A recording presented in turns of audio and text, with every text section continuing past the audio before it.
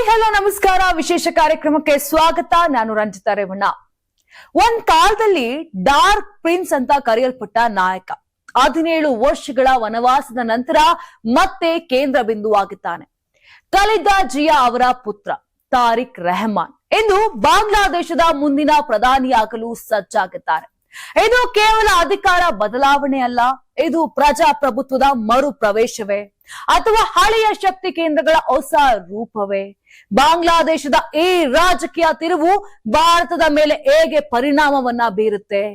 ತೀಸ್ತಾ ನದಿ, ಗಡಿ ಭದ್ರತೆ, ಚೀನಾ ಅಂಶ ಎಲ್ಲವೂ ಮತ್ತೆ ಮೇಜಿನ ಮೇಲೆ ಬಂದು ನಿಂತಿದೆ. ಹಸೀನಾ ಪತನದ ನಂತರ ಕುಸಿದ ಭಾರತ ಬಾಂಗ್ಲಾ ಸಂಬಂಧಗಳು ಈಗ ಸುಧಾರಣೆಯ ದಾರಿಗೆ ಬರಬಹುದೇ?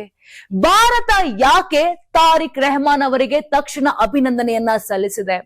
ತಾರಿಕ್ ರೆಹಮಾನ್ 2.0 ನಿಜಕ್ಕೂ ಬದಲಾಗಿದ್ದಾನ ಅಥವಾ ಇದು ಕೇವಲ ಇಮೇಜ್ ಮೇಕ್ ಓವರ್? ಈ ಎಲ್ಲ ಪ್ರಶ್ನೆಗಳಿಗೆ ಉತ್ತರ ಕೊಡುತ್ತದೆ ಎಂದಿನ ಈ ಸ್ಪೆಷಲ್ ರಿಪೋರ್ಟ್. ಬಾಂಗ್ಲಾ ಚುನಾವಣೆ, ಡಾರ್ಕ್ ಪ್ರಿನ್ಸ್ ನ ವಾಪಸಿ ಮತ್ತು ಅದರ ಭಾರತಕ್ಕೆ ಬೀರುವ ಪರಿಣಾಮ.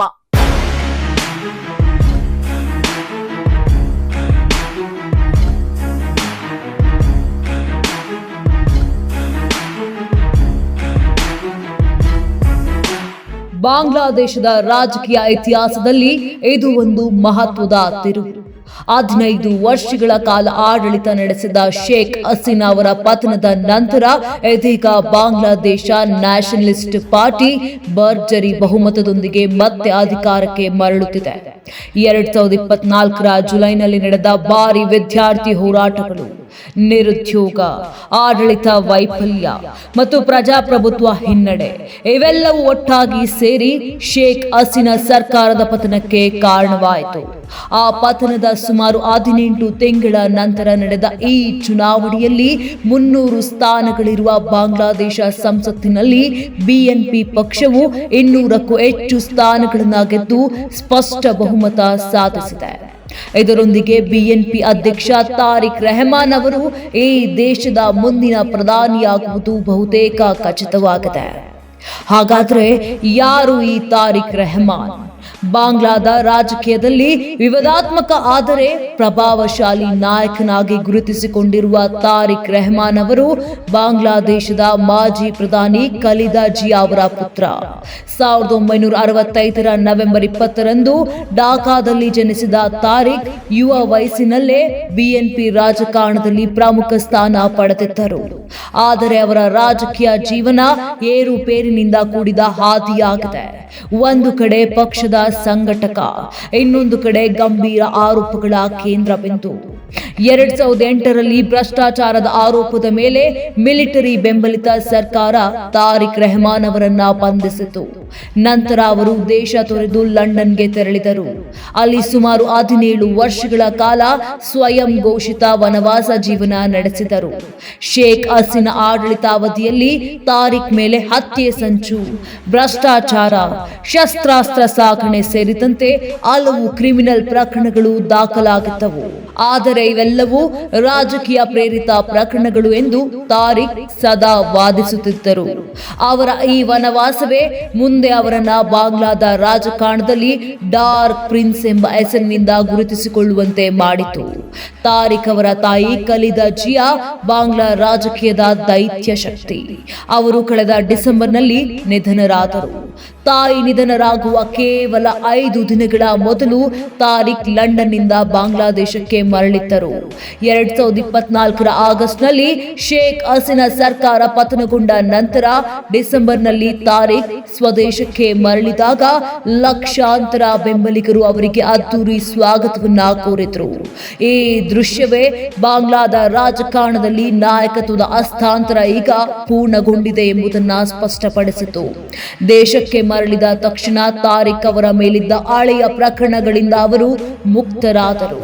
ಬಳಿಕ ಪಕ್ಷದ ಚುನಾವಣಾ ಪ್ರಚಾರ, ಅಭ್ಯರ್ಥಿಗಳ ಆಯ್ಕೆ, ಮೈತ್ರಿ ತಂತ್ರ, ಕ್ಷೇತ್ರ ಹಂಚಿಕೆ ಎಲ್ಲವನ್ನೂ ಸ್ವತಃ ತಾರಿಕ್ ಅವರೇ ನಿಭಾಯಿಸಿದ್ರು.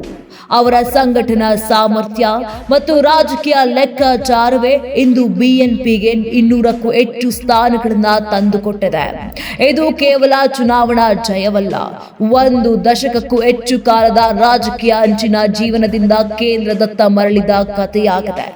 ಬಾಂಗ್ಲಾದೇಶದಲ್ಲಿ ಕಳೆದ 1.5 ದಶಕದಿಂದ ಒಂದು ಪಕ್ಷದ ಅವಾಮಿ ಲೀಗ್ ಪೂರ್ಣ ಹಿಡಿತವಿತ್ತು. ಆದರೆ ಈಗ ಬಿಎನ್ಪಿ ಅಧಿಕಾರಕ್ಕೆ ಬರುತ್ತಿರುವುದು ದಕ್ಷಿಣ ಏಷ್ಯಾದ ರಾಜಕೀಯ ಸಮೀಕರಣಗಳನ್ನು ಬದಲಾಯಿಸುವ ಶಕ್ತಿಯನ್ನೇ ಹೊಂದಿದೆ.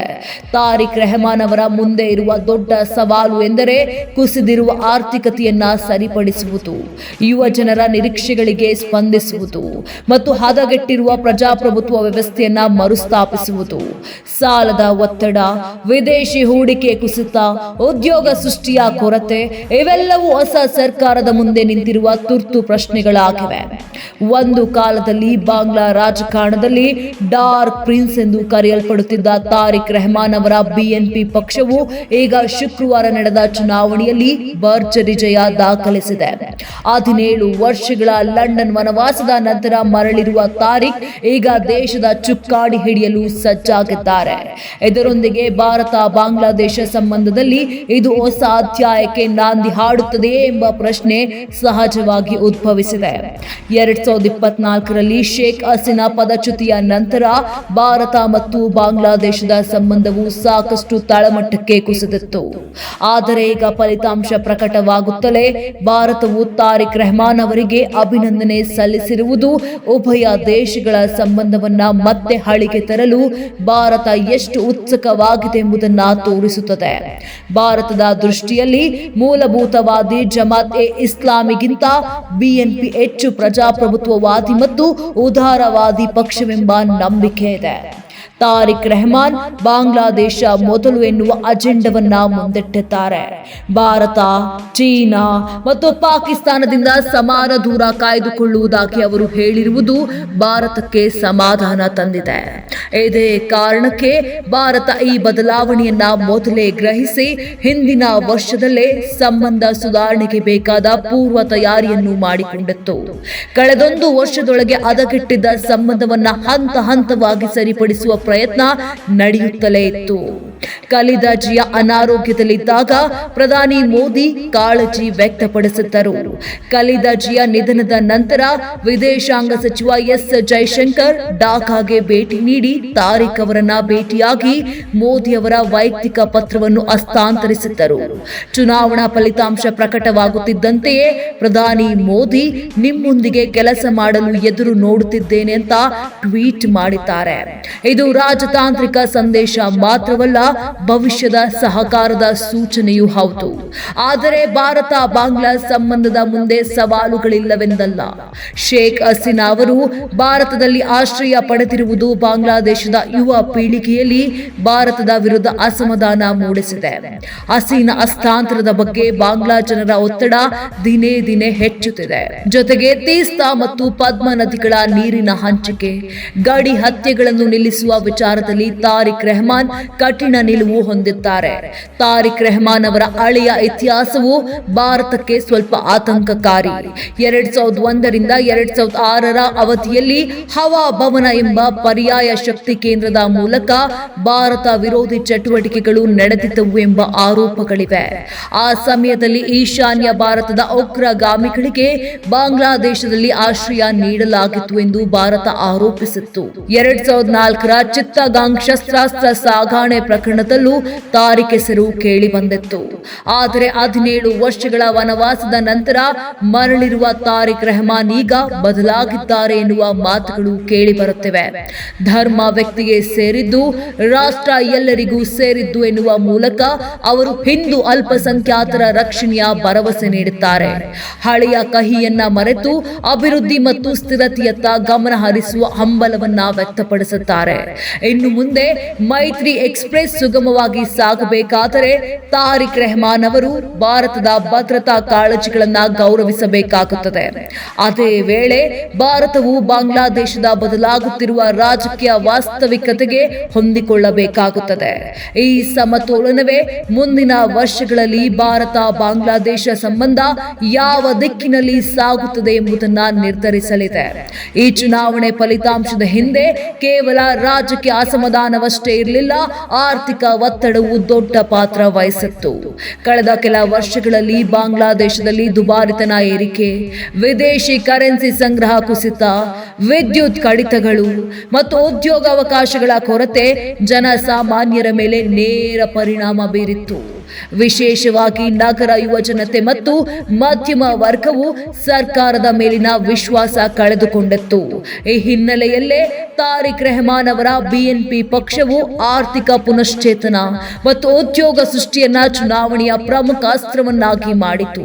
ಇದು ಜನರ ಮನಸ್ಸನ್ನು ತಟ್ಟಿದ ಪ್ರಮುಖ ಕಾರಣಗಳಲ್ಲೊಂದು. ಶೇಖ್ ಹಸೀನಾ ಪತನದ ನಂತರ ಬಾಂಗ್ಲಾದೇಶದಲ್ಲಿ ರಾಜಕೀಯ ಸ್ಥಿರತೆ ಕಾಯ್ದುಕೊಳ್ಳುವಲ್ಲಿ ಸೇನೆಯ ಪಾತ್ರ ಅತ್ಯಂತ ಮಹತ್ವದಾಗಿತ್ತು. ಇತಿಹಾಸಾತ್ಮಕವಾಗಿ ಬಾಂಗ್ಲಾದ ರಾಜಕಾರಣದಲ್ಲಿ ಸೇನೆ ನೇರವಾಗಿಯೂ ಪರೋಕ್ಷವಾಗಿಯೂ ಪ್ರಭಾವ ಬೀರಿದೆ. ಈ ಬಾರಿ ಆದ್ಯಾಗೋ ಸೇನೆ ಚುನಾವಣಾ ಪ್ರಕ್ರಿಯೆಯಲ್ಲಿ ತಟಸ್ಥವಾಗಿದ್ದು ನಾಗರಿಕ ಆಡಳಿತಕ್ಕೆ ಅವಕಾಶ ನೀಡಿರುವುದು ಗಮನಾರ್ಹ. ಆದರೆ ಹೊಸ ಸರ್ಕಾರದ ಮುಂದೆ ಸವಾಲು ಸ್ಪಷ್ಟವಾಗಿದೆ. ಆಂತರಿಕ ಭದ್ರತೆ, ಅತಿವಾದಿ ಶಕ್ತಿಗಳ ಮೇಲೆ ನಿಯಂತ್ರಣ ಮತ್ತು ಗಡಿ ಪ್ರದೇಶಗಳಲ್ಲಿ ಶಾಂತಿ ಕಾಪಾಡುವುದು. ಈ ಅಂಶಗಳಲ್ಲಿ ತಾರಿಕ್ ರೆಹಮಾನ್ ಅವರ ನಿಲುವು ದೇಶದ ಸ್ಥಿರತೆಗೆ ನಿರ್ಣಾಯಕವಾಗಲಿದೆ. ಭಾರತದ ಜೊತೆಗೆ ಸಂಬಂಧ ಸುಧಾರಿಸುವ ಪ್ರಯತ್ನದ ಮಧ್ಯೆಯೇ ಬಾಂಗ್ಲಾದೇಶದ ಮೇಲೆ ಚೀನಾದ ಪ್ರಭಾವವು ಹೆಚ್ಚುತ್ತಿರುವುದು ಮಹತ್ವದ ಅಂಶ. ಮೂಲ ಸೌಕರ್ಯ ಯೋಜನೆಗಳು, ಬಂದರು ಅಭಿವೃದ್ಧಿ ಮತ್ತು ಸಾಲಗಳ ಮೂಲಕ ಚೀನಾ ಬಾಂಗ್ಲಾದೇಶದಲ್ಲಿ ತನ್ನ ಪಾದಾರ್ಪಣೆ ಬಲಪಡಿಸಿದೆ. ತಾರಿಕ್ ರೆಹಮಾನ್ ಸಮಾನ ದೂರದ ವಿದೇಶಾಂಗ ನೀತಿಯನ್ನ ಹೇಳಿಕೊಂಡಿದ್ದರೂ ಚೀನಾ ಭಾರತ ನಡುವಿನ ಸಮತೋಲನ ಕಾಯ್ದುಕೊಳ್ಳುವುದು ಅವರ ಮುಂದೆ ದೊಡ್ಡ ರಾಜತಾಂತ್ರಿಕ ಸವಾಲಾಗಿದೆ. ಈ ಸಮತೋಲನವೇ ಬಾಂಗ್ಲಾದೇಶ ಮುಂದಿನ ವರ್ಷಗಳಲ್ಲಿ ಯಾವ ದಿಕ್ಕಿಗೆ ಸಾಗುತ್ತದೆ ಎಂಬುದನ್ನು ನಿರ್ಧರಿಸಲಿದೆ.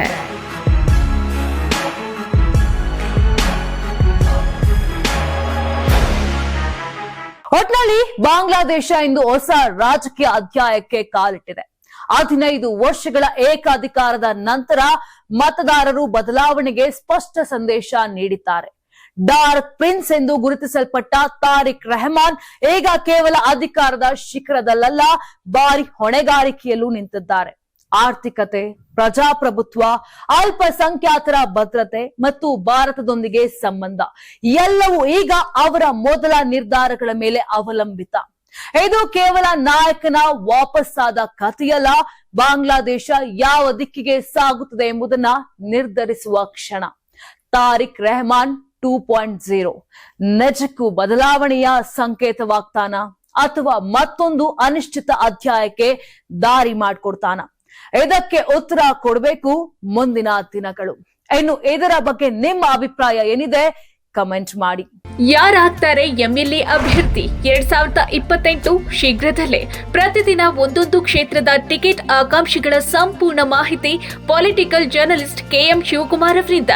ಕರ್ನಾಟಕದ ನಂಬರ್ 1 ಡಿಜಿಟಲ್ ಮೀಡಿಯಾ ನಿಮ್ಮ ನೆಚ್ಚಿನ ಕರ್ನಾಟಕ ಟಿವಿಯಲ್ಲಿ ಮಾತ್ರ.